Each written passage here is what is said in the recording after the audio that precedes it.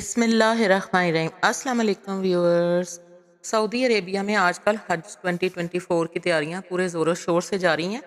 اس سلسلے میں ایک عمرہ اینڈ زیارہ فورم کا انعقاد کیا گیا جس میں مختلف ملکوں کے زائرین نے بھی شرکت کی ہے اور اس سلسلے میں اپنی اپنی تجاویز دی ہیں۔ اس فورم کا مقصد یہ ہے کہ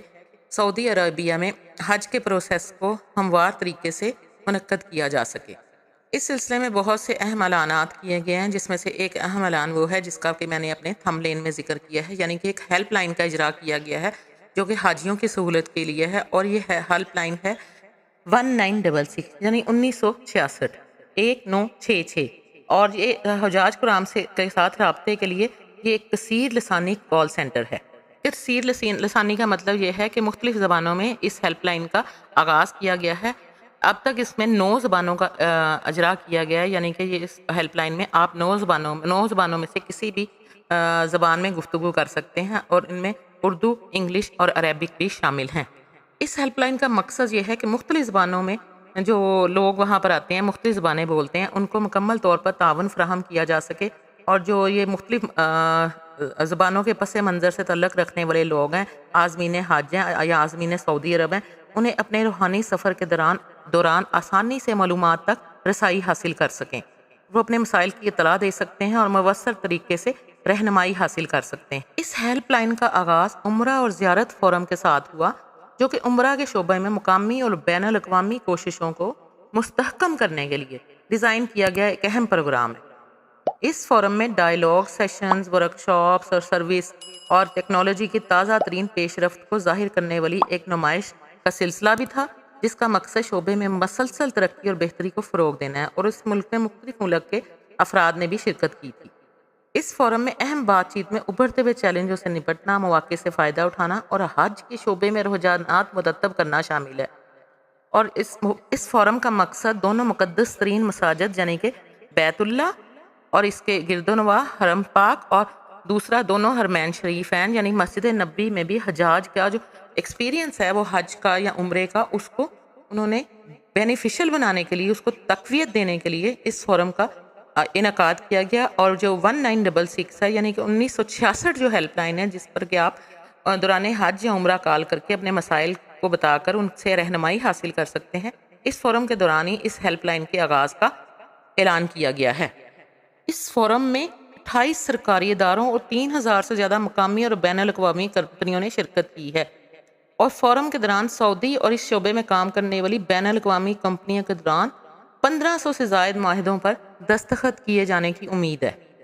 تو ہم امید کرتے ہیں کہ یہ جو ہیلپ لائن ہے یہ خاص طور پر ہمارے انڈیا، پاکستان، انڈونیشیا اور دوسرے تمام مسلم ممالک کے مسلمانوں کی ہیلپ کرنے میں ایک بہت اہم کردار ادا کرے گی، اور اگر آپ کو وہاں جا کر سعودی عرب میں کوئی بھی کسی بھی قسم کا مسئلہ درپیش ہو تو آپ اس ہیلپ لائن پر ایزیلی کال کر کے اپنے مسئلے کا حل تلاش کر سکتے ہیں۔ آپ نے یہ کرنا ہے کہ آپ نے سعودی عرب سے جو سم خریدی ہوگی اس سے آپ نے 1966 پر کال کرنی ہے، اور وہاں پر اپنی مطلوبہ زبان کا انتخاب کر کے آپ نے نمائندے سے بات کر کے اپنے مسائل کے بارے میں آگاہ کرنا ہے اور وہاں سے رہنمائی لینی ہے۔ اب میں آپ کو ایک اور چیز بھی بتاتی چلوں کہ آپ نے وہاں جا کر جو سمز وغیرہ ہوتی ہیں وہ وہاں پر کافی مہنگی ہوتی ہیں۔ 3-4 کمپنیز ہیں وہاں پر، میں ان کا نام نہیں لینا چاہتی یہاں پر۔ ایک کمپنی ان میں سے بیسٹ ہے اور دوسری بھی بیسٹ ہیں، 2-3 کمپنیز کافی مشہور ہیں، یہ جو سیلولر کمپنیز ہیں، لیکن اس سلسلے میں آپ کو بڑا ویجیلنٹ رہنے کی ضرورت ہے۔ بہنوں اور بھائیوں، جب آپ عمرے یا حج کے لیے سعودی عرب جائیں گے اور آپ اپنے ہوٹل میں جائیں گے تو آپ دیکھیں گے، خاص طور پر حجاج کرام کو یہ میں بات بتا رہی ہوں کہ وہاں سم بیچنے والے بسز میں ہی سوار ہو جاتے ہیں، اور بسز میں ہی 2-3 لڑکے سمز ہاتھ میں لے کر سم فروخت کر رہے ہوتے ہیں اور لوگوں کو گھیر لیتے ہیں، اور لوگ بھی معصوم لوگ بیچارے وہ ان کے جھانسے میں آ جاتے ہیں اور ان سے سم خریدنا شروع کر دیتے ہیں۔ آپ نے یہ غلطی بالکل نہیں کرنی ہے اپنے بس میں سوار ہونے والے لوگوں سے۔ جب آپ کا فرسٹ ڈے ہوگا یا فرسٹ ڈے آپ جب حج کے لیے یا عمرے کے لیے جب ہوٹل میں جا کے اپنے کمرے کی انتظار میں یا ایلوکیشن ہو رہی ہوتی ہے کمروں کی، تب آپ بیٹھے ہوتے ہیں، اسی وقت سم بیچنے والے آپ کے سر پر نازل ہو جاتے ہیں، اور ادھر آپ کا سامان بکھرا ہوتا ہے، ادھر وہ سم فروخت کر رہے ہوتے ہیں۔ آپ نے ان سے قطعاً سم نہیں لینی، یہ بالکل بہت زیادہ موسٹلی یہ فراڈ کر رہے ہیں۔ میں آپ کو ذاتی تجربہ بتاتی ہوں کہ یہ آپ کو سم جب دیتے ہیں تو آپ کو ایک پیپر پہ نمبر لکھ کر دے دیں گے اور کہیں گے کہ یہ آپ کا فار ایگزامپل 5 GB ڈیٹا ہے، اور یا پھر ایک مہینے کے لیے میں آپ کو بتاؤں کہ یہ سم بھی ایک مہینے کے لیے کارگر ہوتی ہے، اور حج کے 43 ڈیز ہوتے ہیں موسٹلی، تو یہ آپ کو جاتے ساتھ لینے کی ضرورت بھی نہیں ہے۔ میرا مشورہ ہے کہ آپ 10 دن ہوٹل کا ہی لابی میں بیٹھ کے اس کا ڈیٹا یوز کر لیں، اس طرح آپ کے پیسے بھی بچ جائیں گے، ورنہ تقریباً آپ کے 20,000 روپیہ آپ کا سم پر ہی لگ جائے گا۔ آپ ایسا کریں کہ 10 دن گزارنے کے بعد یا 12 دن گزارنے کے بعد جس حساب سے آپ کو ہوائی جہاز کی ٹکٹ ہے، اس حساب سے آپ 30 دن کاؤنٹ کر کے جو لاسٹ کے 30 ڈیز ہیں، اس کے جو پہلا دن ہوگا اس میں آپ سم لیں اور شروع کے 10-12 دن گزار لیں۔ ویسے بھی ہم عبادت کرنے کے لیے وہاں پر جاتے ہیں، اور آپ جب آپ نے خیریت کی اطلاع دینی ہو تو آپ واٹس ایپ پر VPN کر کے آپ لاؤنج وغیرہ میں بیٹھ کے، زیادہ تر فرسٹ فلور میں ہی نیٹ ہوتا ہے، لیکن کئی دفعہ ہر فلور پر ہوتا ہے جس میں بھی آپ ٹھہرتے ہیں، تو آپ اپنے عزیز و اقارب کو اپنی خیریت کی اطلاع دے سکتے ہیں۔ اور آپ 10-12 دن بعد سم لیں، پھر آپ کو ایک دفعہ ہی سم لینی پڑے گی، ورنہ ایک سم آپ کی 1 مہینہ ہی چلے گی، کیونکہ زائرین کے لیے 1 مہینے کا ہی پیکج ہوتا ہے۔ اور آپ نے ہوٹل میں آنے والوں سے بالکل سم نہیں لینی، وہ کاغذ پر ایک نمبر لکھ کر دیتے ہیں کہ یہ آپ کا نمبر ہے، کوئی اس میں وہ سم کی جیکٹ یا کور نہیں ہوتا۔ اب یہ ذاتی طور پہ میں آپ کو بتا رہی ہوں کہ ہم لوگوں نے سم لی، سم لینے کے بعد جب 2-3 دن بعد وہ سم چلنا بند ہو گئی، تو ان کے سٹالز ڈفرینٹ مقامات پر، جب آپ حرم شریف سے باہر نکلتے ہیں، گیٹ سے باہر نکلتے ہیں، تو جگہ جگہ ان کے سٹالز لگے ہوتے ہیں۔ تو میں نے وہاں جا کر ان سے پوچھا کہ یہ سم لی ہے تو یہ اس کا کیا کریں، یہ چل نہیں رہی۔ تو انہوں نے کہا تھا کہ آپ نے 3-4 دن بعد اس نمبر پر یعنی کہ جتنا بھی اب لوڈ کروانا ہے اس نمبر پہ کروا دیجیے گا، پھر یہ اس کا ڈیٹا چل جائے گا۔ لیکن اس سے پہلے جب ہم وہاں گئے تو انہوں نے سم دکھائی، تو انہوں نے کہا یہ نمبر اس سم کا نمبر نہیں ہے، ٹھیک ہے۔ اور آپ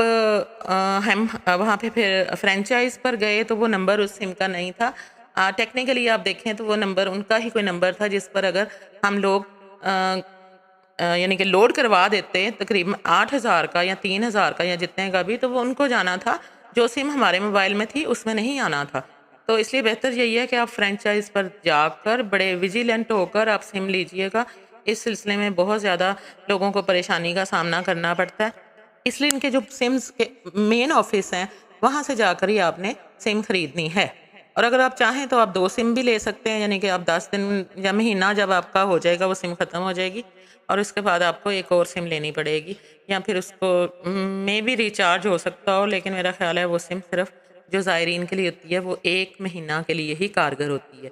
اور آپ کو اپنے پاسپورٹ کے نمبر پر ہی سم کا اجرا ہوتا ہے۔ تو آپ نے سم خریدتے وقت ان سب باتوں کا خیال رکھنا ہے، ورنہ آپ کے پیسے ضائع ہونے کا احتمال رہتا ہے۔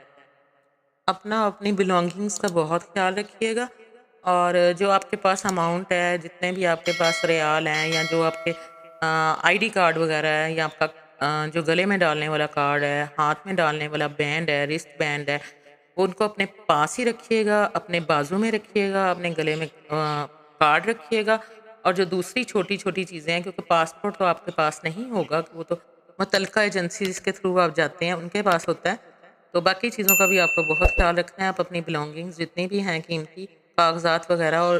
روپے پیسے، وہ آپ ہوٹل میں قطعاً چھوڑ کے نہ جائیے گا۔ آپ چھوٹا سا ایک کراس بیگ لے لیں، اور یا پھر جینٹس حضرات جو ہے وہ اپنی بیلٹ احرام کے اوپر باندھ لیں۔ احرام کے نیچے بیلٹ نہیں باندھنی، وہ جائز نہیں ہے۔ احرام کے اوپر آپ باندھ سکتے ہیں، احرام کو آپ نے کوئی پن بھی نہیں لگانی۔ احرام کے اوپر آپ بیلٹ باندھ لیں، بیلٹ کو اگلی سائڈ پر رکھیں، اور خواتین جو ہیں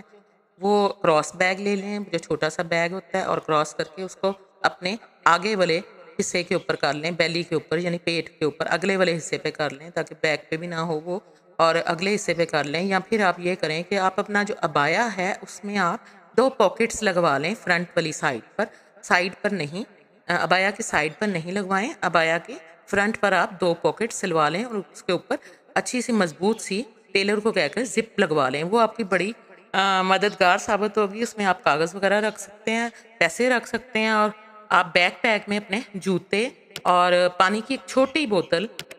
بڑی بوتل جو ہوتی ہے وہ تھرمس والی وہ نہ لیجیے گا، وہ وزنی ہوتی ہے، آپ کو اٹھانے میں دقت کا سامنا ہوتا ہے۔ پانی جگہ جگہ وہاں ٹھنڈا مل جاتا ہے، پھر بھی آپ احتیاطاً ایک چھوٹی سی بوتل جو ہے پانی کی، پلاسٹک کی جو ہوتی ہے، یہ جو باہر کی کمپنیز کی ہوتی ہیں پلاسٹک کی چھوٹی چھوٹی بوتل، وہ ایک چھوٹی سی بوتل رکھ لیجیے گا۔ باقی پانی جگہ جگہ دستیاب ہے، وزن مت اٹھائیے گا زیادہ، آپ کے شولڈرز درد ہوں گے۔ اور مرد حضرات کے لیے بھی میرا یہی مشورہ ہے، آرام دہ سلیپرز لے کے جائیے گا، چھوٹے سے کراس بیگ لے لیں خواتین، اور بیک پہ ایک بیک پیک لے لیں، پیراشوٹ کا جو ہوتا ہے وہ مرد حضرات بھی لے لیں، ایک بوٹل رکھ لیں، اس میں اپنی چپل اتار کے رکھ لیں بیک پہ، اور ان شاء اللہ تعالیٰ آپ کا سفر حج آسان گزرے گا۔ ایک آدھ بسکٹ کا ٹکی پیک یا ہاف رول بھی اپنے ساتھ ضرور رکھ لیں، یا کوئی بھی ایسی چیز، کھجوریں چند ایک رکھ لیں جو کہ آپ کو انرجی دیتی رہیں بوقت ضرورت۔ اپنا بہت خیال رکھیے گا، مجھے بھی اپنی دعاؤں میں یاد رکھیے گا۔ اللہ تعالیٰ آپ کی تمام عبادات کو قبول فرمائے اور آپ سب کو اپنی امان میں رکھے، آپ خیریت سے جائیں اور خیریت سے اپنے پیاروں میں واپس آئیں۔ اللہ تعالیٰ آپ کا حج مبرور کرے، کیونکہ حج مبرور کی جزا جنت کے سوا کچھ نہیں، اور حج مبرور کا یعنی کہ جو آپ کا حج قبول ہوگا اس کے بعد آپ ایسے ہی ہوں گے جیسے ایک نوزائیدہ بچہ ہوتا ہے۔ اللہ تعالیٰ ہم سب کو قرآن و حدیث پر چلنے کی توفیق عطا فرمائے۔ اگر یہ میری کوشش آپ کو پسند آئی ہو تو میری ویڈیو کو لائک کر دیجیے گا، میرے چینل کو سبسکرائب کر دیجیے گا، اور اس ویڈیو کو اپنے اسلامی بہن بھائیوں کے ساتھ شیئر کر دیجیے گا۔ جزاک اللہ، اپنی دعاؤں میں یاد رکھیے گا۔ اللہ حافظ۔